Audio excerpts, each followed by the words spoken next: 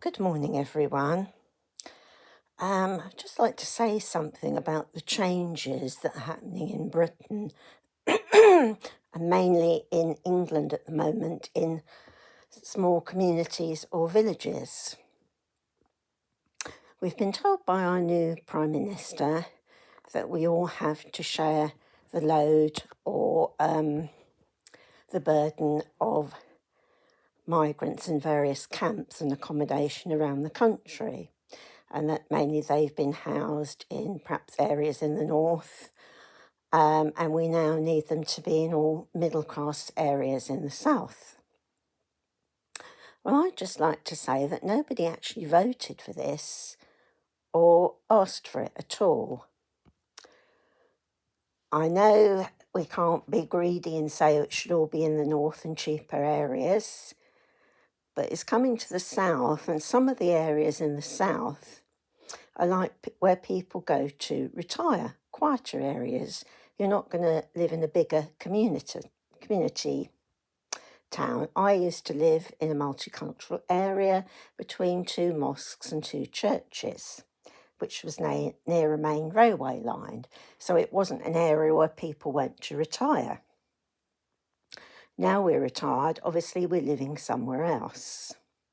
Now, I'm not racist at all, let me make that 100% clear, but I think this whole idea is going to upset a lot of people and it's not going to go down very well.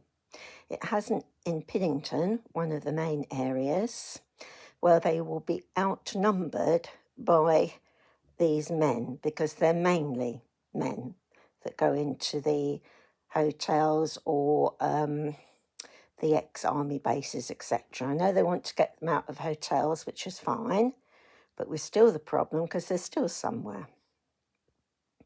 And they don't seem to understand, the government, that we don't really want this. And it's not just me saying it, it's a lot of people. So I don't know quite how this is going to pan out or work. In Piddington, obviously, it's going to be near a school and a nursery. There's a playground there as well. So you can understand people being concerned for their children, which is only natural. My cousin lives somewhere, I'm not going to say where it is, but there's often young men from various accommodation hanging round the school. And, she needs to collect her grandson. And this is a bit off-putting. I mean, it always used to be years ago, it was like the drug dealers hanging around schools. I remember where I used to live in the main library, they would often be there around school chucking at time, talking to young girls, and obviously you get the idea what's going to be happening and the drugs, etc. So we've got enough of that going on already without bringing people in. I'm allegedly not saying they're on drugs and stuff, but just people that are hanging around places where it all looks suspicious and it looks off-putting, and it can be quite scary for children, young girls and young boys, of course. How about the elderly that live there? They may become concerned and upset too.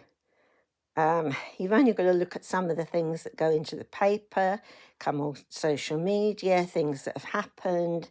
Unless you've been living on Mars, I think most of us know what I'm talking about. So I think it's very sad that we've got to this state. We're supposed to be one of the most prosperous countries in the world, but we have a lot of debt. And now we're housing a lot more people that will cost money to stay there, cannot work because they're not processed quickly. Why can't they be processed more quickly so that if they need to work, they can start working after 6 months a year? They're taking 2 years or so to process. Then they've got to make themselves job ready. Can they actually speak English properly then? Have they had English lessons?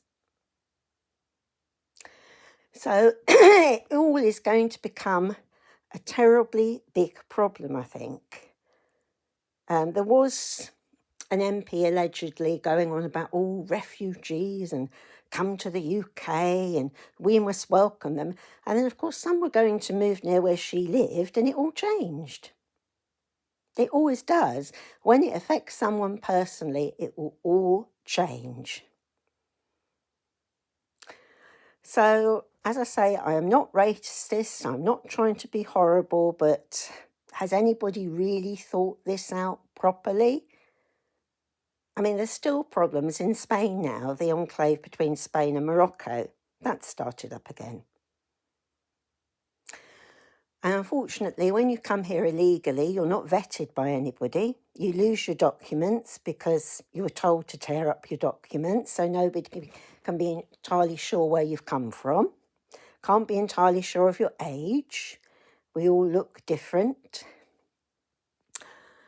And no one knows anything about you. In most cases, if you come here legally, you will be vetted for if you have a criminal record. Now, these people haven't been, and anything could have happened. So that's often why they want to run away, so they don't have to put up with what they should be getting in their own country, because they don't want that. You know, we're told our prisons are full. People have to come out of our prisons, so it really is quite concerning what's happening.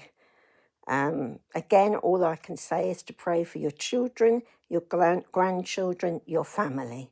Pray for their protection, because it's the world they're going to have to grow up in that is probably the biggest problem here.